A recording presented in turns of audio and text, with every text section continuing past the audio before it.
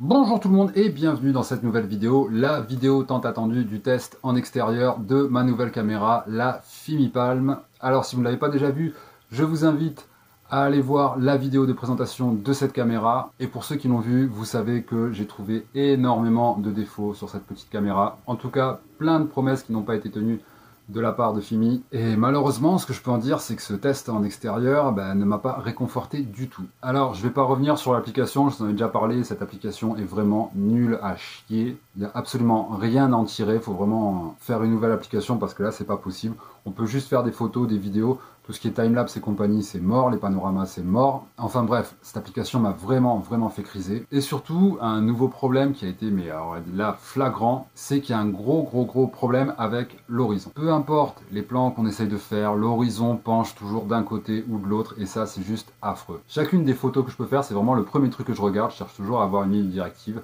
à avoir un horizon bien droit, et là, c'était vraiment chaotique. J'ai eu beau calibrer la gimbal, j'ai eu beau essayer d'ajuster l'horizon, parce qu'il y a une option qui le permet. Franchement, il n'y a pas un plan qui est droit. Dans les points positifs, comme je vous l'avais dit dans la présentation, le truc qui est vraiment top par contre, c'est la stabilisation. Alors vous le verrez, vous en rendrez pas forcément compte sur certaines séquences parce que je me suis un petit peu amusé à tester les différents types de stabilisation. Donc il y a le gimbal lock, le pitch lock, le follow, le FPV, tout ça. Donc vous allez voir d'une séquence à l'autre, des fois ça va bouger un petit peu plus, mais quand on prend le bon type de stabilisation, en l'occurrence pour moi je crois que c'est pitch lock. Pitch lock, c'est parfait, ça vous fait une image bien nette, bien calée, ça ne bouge pas, c'est top. En plus là, je suis allé dans un endroit, enfin normalement j'aurais même pas dû me trouver à cet endroit-là, c'est interdit en hiver, mais c'était un espèce d'étang, un peu marécageux, il y avait des cailloux, des herbes, tout ça, j'ai failli tomber, j'ai glissé. Mais malgré tout, je me suis retrouvé quand même avec des images relativement stables, et ça c'est au moins un bon point. Voilà, s'il y a bien une chose qu'on ne peut pas lui reprocher, c'est ça, sa stabilisation est vraiment nickel. Quant à la qualité de la vidéo, je vous laisserai juger. Tout a été filmé en 4K à 30 fps. J'ai rajouté aucun LUT, aucune colorimétrie, rien du tout, j'ai rien touché. Je me suis mis 4K à 30 fps. Juste au niveau de la qualité de l'image, je me suis mis en mode délock.